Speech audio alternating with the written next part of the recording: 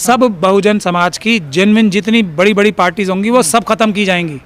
और ये बात बहन मायावती जी को और चंद्रशेखर साहब को अच्छे से समझ लेनी चाहिए। क्यों खत्म की जाएंगी? क्योंकि ये वो कितने भी बुरे हो जाएं ये लोग हमारे वाले, लेकिन वो पूरी तरीके से मानसिक रूप से मनुवादी नहीं हो सकते ना। तो वो किसी भी हालत में कितना भी अंडरस्टैंडिंग हो जाए उनको मारेंगे ही, आज नहीं तो कल मारेंगे मनुवादियों ने। जिस आंदोलनों से निकल के आए वो आंदोलन के लिए सड़क पे आ जाएं, 1 ही मिनट लगेगा, 1 ही मिनट। बहन मायावती जी को प्रधानमंत्री बनने से दुनिया की कोई ताकत नहीं रोक सकती अभी भी। चंद्रशेखर आज़ाद जी को अनकंडीशनली बहन जी के पास जाना चाहिए, अनकंडीशनली, और उनकी बात माननी चाहिए अगर वो बहुजन समाज के बारे में सीरियस हैं तो। क्या बहन जी मिल पाएंगे उनसे? मैं फिर कह रहा हूँ, बड़ी हैं ना वो, उम्र में बड़ी हैं, एक्सपीरियंस में बड़ी हैं, कोई इज्जत नहीं चली जाएगी। और उन चंद्रशेखर की बहन जी की? चंद्रशेखर जी की। तो चंद्रशेखर तो कह रहे हैं मैं तो मिलना कह रहे हैं ना, तो फोन भी कर रहा हूँ। फोन ही कर रहे हैं, बस जाएं ऑफिस के बाहर बैठे। ये बहानेबाजी नहीं, बहानेबाजी नहीं, अच्छा, गोलीबाजी नहीं। वो सिक्योरिटी जिस जिसको मिलती है वो आरएसएस का एजेंट है। ये फॉर्मूले हैं, इसको हमें मानना पड़ेगा। और मायावती को सिक्योरिटी मिली आरएसएस के एजेंट है? आज मिली है, उन्हें आज मिली है। तो चंद्रशेखर आरएसएस के एजेंट? फिर वही मैं क्या कह रहा हूँ आपसे, मैं फार्मूला बता रहा हूँ आपको। आप मनुवादियों को ये बताइए, कोई भी हमारा अम्बेडकरवादी होगा वो उसकी सुरक्षा के लिए बेकरार होंगे, परेशान होंगे, या चाहेंगे कि ये मरी जाए किस तरीके से? ये फॉर्मूले हैं, साइंस है। इसको आप उदाहरण देने का टाइम अभी नहीं आया है, उदाहरण दे के भी बताए जाएंगे, लेकिन अभी मुझसे उदाहरण। तो आप चाहते हैं जो दलित या बहुजन ओबीसी नेता उनको सिक्योरिटी ना मिले, सुरक्षा ना मिले, उन पर हमले होते रहे? मिले, लेकिन अदालत के माध्यम से या कोई अपनी सरकार आए वो दे, तब समझ में आता है ना जेन्युइनली सिक्योरिटी दी जा रही है। पर नेताओं की सुरक्षा तो गृह मंत्रालय के अंडर होती है। गृह मंत्रालय तो चाहेंगे कि हमारे अच्छे नेता सुरक्षित रहें या ना सुरक्षित रहें, ये सोच लीजिए आप। ये साइंस है, ये किसी का नाम लेके अभी मैं नहीं बोल रहा हूँ, लेकिन ये साइंस, लॉजिक और उदाहरण है। इसमें जब तक आप नहीं करो, और ये मेरा ओपिनियन है, ज़रूरी नहीं है सही हो, मैं तो लॉजिक देता हूँ। लोग सोचे, आज नहीं तो कल लोग रियलाइज़ करते हैं कि हाँ बहुत सारी बातें मेरी सही होती हैं, तो शायद ये भी सही होगी। आप उसके आगे तीसरी बात ये है कि वैभव बढ़ जाते हैं, बड़ी बड़ी गाड़ियाँ आ जाती हैं, बड़ी बड़ी और घर हो जाते हैं, ये हो जाते हैं, ये सब इस बात की तरफ इशारा करते हैं। ये मेरा मानना है कि ये कहीं ना कहीं आरएसएस के द्वारा मैनिपुलेटेड और कॉम्प्रोमाइज्ड लीडरशिप हो गई। और ये सब उदाहरण है जिसको देखना चाहिए, और इसका तोड़ क्या है। और हाँ, सिर्फ ये बात सही है कि अभी मैंने सिर्फ असदुद्दीन ओवैसी साहब का ही नाम लिया है, क्योंकि वो इस फील्ड में सबसे सीनियर हो गए हैं, तो सीनियर से जूनियर की तरफ बढ़ना चाहिए ना। असदुद्दीन ओवैसी साहब सबसे ज़्यादा उन्होंने पैसे चुराए हैं, सबसे ज़्यादा उन्होंने नुकसान किया है मुस्लिम समाज का भी, और आरएसएस को सबसे ज़्यादा फायदा पहुंचा। क्या नुकसान किया मुस्लिम समाज का उन्होंने? वो तो आवाज़ उठाते हैं, देख। हाँ, आवाज़ उठाना ही नुकसान होता है, आवाज़ उठा के और कुछ करना ना फॉलो अप में, इससे बड़ा नुकसान कोई नहीं हो सकता। आवाज़ उठाने के लिए तो कवि हैं, शायर हैं। ओवैसी साहब ने जो वहाँ पे नज़र आता है तेलंगाना वक्फ बोर्ड में, खुद हैदराबाद में 2200 एकड़ के करीब लैंड जो है दिखा रही है, और उसमें से 1700 एकड़ इनक्रोच्ड है। पिछले 25 साल से उनका वर्चस्व है वक्फ बोर्ड पे वहाँ पे तेलंगाना के, और उससे पहले आंध्रा के, क्योंकि वही मुस्लिम उनके घर के मेंबर्स ही ज़्यादातर रहते थे उस पर। तो अब लाखों करोड़ रुपए उसमें से चोरी हुए हैं वक्फ बोर्डों में से। उसमें से एक हॉस्पिटल, और उसका भी हॉस्पिटल जाके आप ज़रा उनकी हालत देख लीजिए, बता दीजिए। तो क्यों नहीं जेल भिजवाया आपने फिर? नहीं, आ रहा है ना नंबर सबका आएगा, बचेगा कोई नहीं। अब आप पूछ रहे थे कि मैं बहुजनों के पीछे पड़ गया हूँ। हाँ, बहुजन नेताओं से है आपकी लड़ाई या फिर दूसरों से है? हमारी लड़ाई जो है ना मनुवाद से, हमारा संघर्ष मनुवाद के खिलाफ है, और उस मनुवाद को समाप्त करने के लिए, यानी कि इंसान जो बराबर नहीं समझती, ऐसी मानसिकता को कमज़ोर और समाप्त करने के लिए हमारे रास्ते में जो रुकावटें आएंगी वो हमें ओवरकम करनी पड़ेंगी, उन्हें जीतना। आप पे भी लगता है कि आप भी अकेला चलना चाहते हैं, किसी को साथ लेकर नहीं चलना चाहते, आपके साथ ही सब छोड़ के चले जाते हैं? मेरा साथ छोड़ के जाते हैं या मैं किसी का साथ छोड़ता हूँ, ये है महत्वपूर्ण। मैंने किसी का साथ नहीं छोड़ा है। मेरे जिस भी लोगों के साथ मैंने साथ दिया वो मेरे से हाथ छुड़ा के जाते हैं, और मैं समझ सकता हूँ क्या क्या वजूहत होती हैं उसकी, इसलिए मैं जाना नहीं चाहता उसमें। लेकिन मैंने अपने बचपन से एक भी साथी को नहीं छोड़ा है। बहुत से लोग मुझे छोड़ के जाते हैं क्योंकि मेरी रास्ता थोड़ा कठिन होता है, उस मुश्किल को झेल नहीं पाते, ऐसा मैं मानता हूँ। सभी तो गलत नहीं हो सकते ना। मैंने कब कहा सभी गलत है? आज मैं खड़ा हूँ ना, अभी तो अपने साथियों के बल पे ही तो खड़ा हूँ, वरना मेरे साथ कौन है? अपने, लेकिन ये नहीं होगा कि मैं भी वही काम करने लगूं कि मैं सिर्फ बातों के लिए काम करने लगूं, रिजल्ट लाने के लिए काम ना करूं। मैं यही कहता हूं ना, मुझसे भी आप सवाल कर रहे हैं, मुझे अच्छा लग रहा है सवाल कर रहे हैं, मुझसे रिजल्ट पूछिए कि आपने कुछ रिजल्ट लाया, और यही सवाल आप सबसे पूछिए। जो जो लोग नेता बने हमारे लोगों की पीड़ाओं पे, उन्होंने उन केसेस को हल किया नहीं किया। अब यही सवाल आप मुझसे पूछिए, यही टेस्ट है। आपके पुराने साथी थे, कंधे से कंधा मिला के चलते थे, चंद्रशेखर, हमने आपको देखा है। अब क्या वजह हुई उनसे जो दूर हो गए? उनसे पूछिए, मैं तो दूर नहीं हुआ ना, वही दूर हो गए। क्यों दूर हो गए वो? उनसे पूछिए ना, मुझे क्या पता। अब किसी के मन के अंदर घुसने की शक्ति तो मेरे अंदर नहीं है, लेकिन मैं तो उनसे आज भी गुहार लगा रहा हूँ कि हाथरस की बच्ची का अब लड़ाई सिर्फ मेरे कंधों पे आ गई है, मुझे उनके साथ की आवश्यकता है। मैं तो ओवैसी साहब से भी कह रहा हूँ, मुझे एक वकील की, चंद्रशेखर साहब भी तो वकील हैं, मेंबर ऑफ पार्लियामेंट है, तो उनका वजन तो अदालतों में मुझसे कहीं ज़्यादा हो गया है, चंद्रशेखर साहब का भी और ओवैसी साहब का तो है ही, वो तो बड़े वकील भी हैं, बैरिस्टर भी हैं। तो वो आके मेरी अगर अदालतों में मदद करेंगे तो मैं अपने आप को बहुत ताकतवर क्या महसूस। राजनीतिक रूप से चंद्रशेखर पर बहुजन समाज विश्वास करे? नहीं, ये तो देखिए, मैं फार्मूला दे रहा हूँ, आज एक नाम लेंगे, कल मैं एक नाम ले रहा हूँ ओवैसी साहब का, कल को किसी और के नाम आएंगे। फार्मूले बता रहा हूँ ना मैं तो, फार्मूले पे जो पूरा उतरेगा वो अच्छा नेता है, जो फार्मूले पे पूरा नहीं उतरेगा वो बुरा नेता है। और सबसे बड़ी बात यह है, सवाल पूछिए, जो सवालों से बचेगा वो बेईमान और चोर है। हाथरस की बच्ची का मैं सवाल पूछ रहा हूँ ना, मुझे उनकी मदद की जरूरत है, मैं हाथ जोड़ के रिक्वेस्ट कर रहा हूँ, इस वक्त मेरी मदद करें। वो बहुजन समाज किस पे विश्वास करे अब राजनीति में? अपने ऊपर और अपने नेताओं का कॉलर पकड़ के रखने के ऊपर। अगर वो नेताओं का कॉलर नहीं पकड़ सकते अपने, तो कुछ नहीं होगा।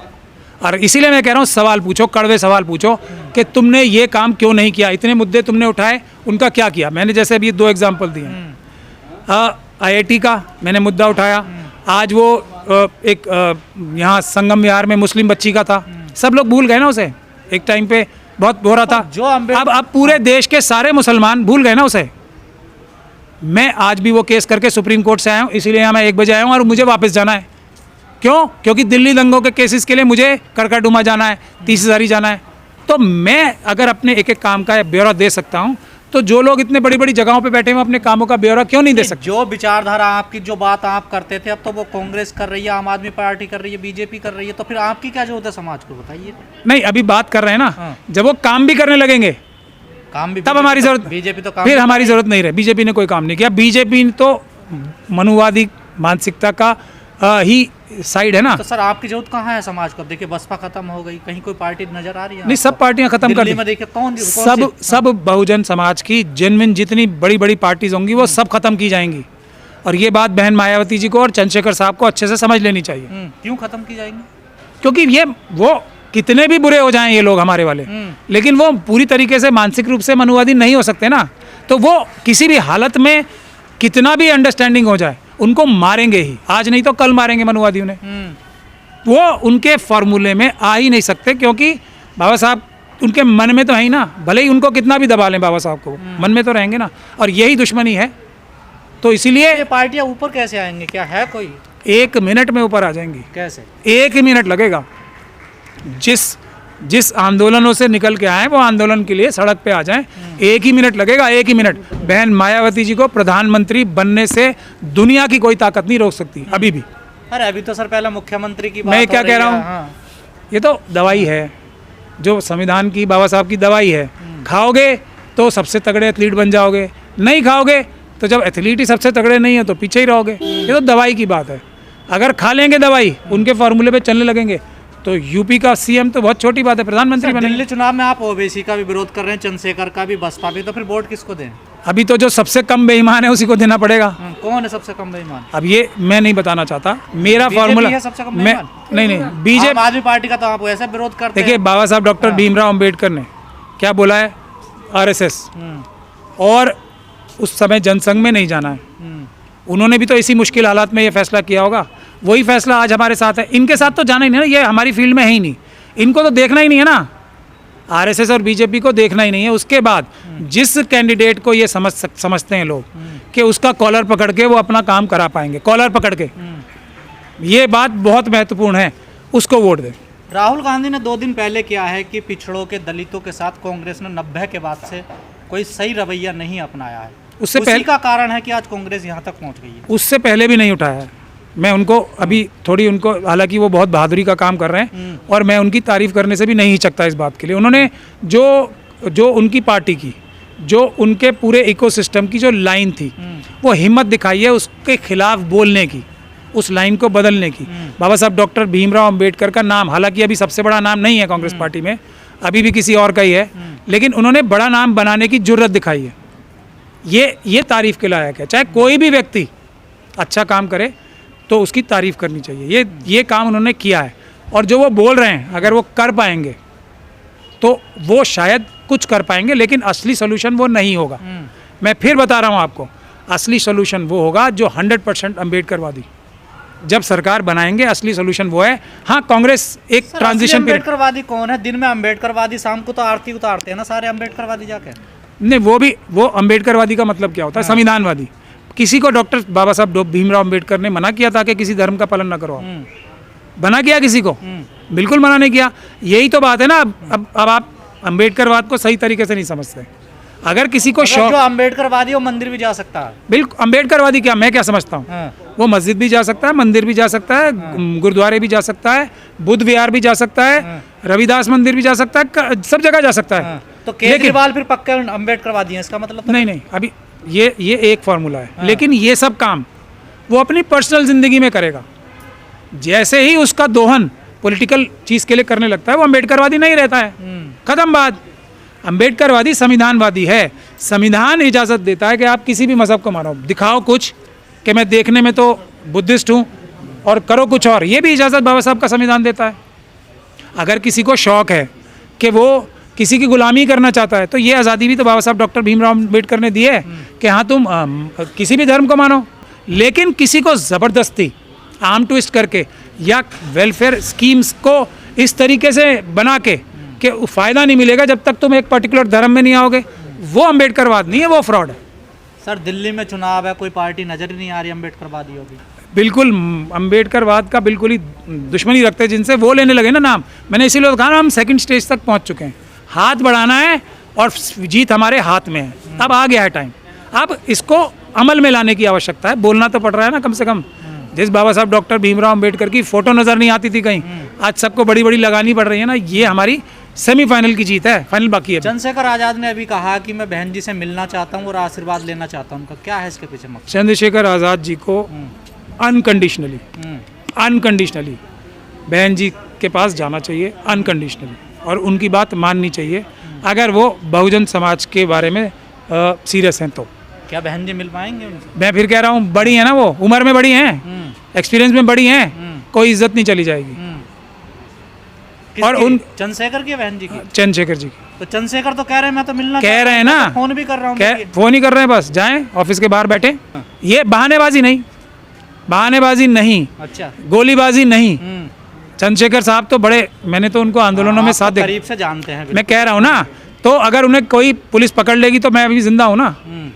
अब तो वो मेंबर ऑफ पार्लियामेंट भी हैं, जब नहीं थे, जब भी तो मैं था ना। तो आप चाहते हैं घर के बाहर जाके बैठ जाएं?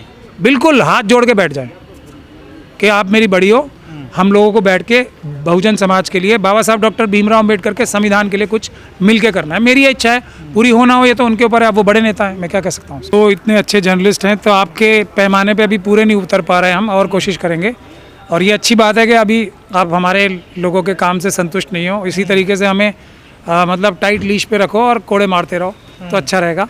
मगर ये आप देखेंगे कि एक दो तीन चीज़ों का तो इम्प्रूवमेंट हुई है।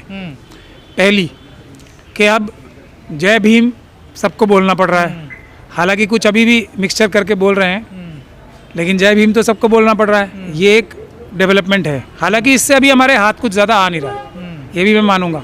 दूसरा कि अभी जो हम लोगों का, अम्बेडकरवादियों का जो कहना है, इस देश में दो ही पक्ष हैं, एक अम्बेडकरवाद और एक मनुवाद। तो उसकी तरफ भी अब 2.5 पक्ष रह गए हैं, मतलब 2 होने की कगार पर हम लोग पहुंच चुके हैं। तो ये भी एक बड़ी डेवलपमेंट है। तीसरी चीज़ जो है, जो हम लोग मानते हैं कि हमारा बड़ा जो उपलब्धि मानते हैं, कि सब लोगों को भारत के संविधान बचाने की चेष्टा के लिए कम से कम बोलना तो पड़ रहा है। तो अभी थियोरेटिकली बात तो कम से कम सही डायरेक्शन में बढ़ रही है अब आगे, इससे पहले तो बात भी गलत होती थी ना। पर सर, राजनीति तो खत्म ही होगी ना बहुजनों की? अब नहीं, अभी आने वाली है ना, अब शुरू हुई है।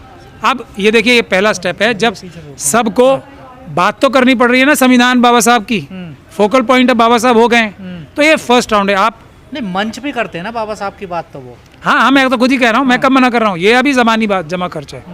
बिल्कुल सही 100% बात आप कह रहे हो, ये अभी ज़बानी जमा खर्च हो रहा है। लेकिन पहले तो ज़बानी जमा खर्च भी नहीं था ना, बड़ी बड़ी पॉलिटिकल पार्टीज़ के द्वारा नहीं था, हम लोग तो आपस में ये बातें करते रहते थे। लेकिन अब आपको क्या ये नहीं नज़र आ रहा कि जो हमारे मंचों से जैसे भाषण होते थे उसके कम से कम 60% तक तो जो बड़ी बड़ी पॉलिटिकल पार्टीज़ हैं उनके मंचों से भी हमसे मिलते जुलते 60% तक तो हो गए भाषण। तो अभी 40% और लड़ाई करनी है, वो थ्योरी होगी, वो भी थ्योरी होगी। उसके बाद हक और इंसाफ तो लड़के लेना पड़ेगा। उसके लिए हमारे बीच में जो रंगे हुए सियार हैं, आज उसी पे सेमिनार था इतना बड़ा और मेरा भाषण भी उसी पर हुआ है। अब हमारे बीच में सिर्फ रंगे हुए सियार जो है ना, जो हरे रंग के सांप हैं हरी घास में, उनको आइडेंटिफाई करके बाहर निकालना है, जो किसी भी पॉलिटिकल पार्टीज के सामने एकदम गुलामी की तरह एकदम जंप मार लेते हैं, पैरों में लेटने के लिए बिछे जाते हैं, उनको और आइडेंटिफाई करके साइडलाइन करना है। फिर मुद्दा अम्बेडकरवाद का होगा, मनुवाद वर्सेस अम्बेडकरवाद हो जाएगा। नहीं, हमने आइडेंटिफाई के लिए आज अपनी स्पीच में डिटेल बताया गया। पहली चीज़ तो ये कि हम सब जो भी व्यक्ति टेलीविज़न पे यानी कि क्रिमिनल मीडिया पे बड़े मुखरता से आता है, चाहे उसको गाली पड़ रही हो लेकिन मुखरता से आता है, कवर किया जाता है, वो आरएसएस का एजेंट है, पहली चीज़। फिर जिस किसी को भी सिक्योरिटी मिल जाती है,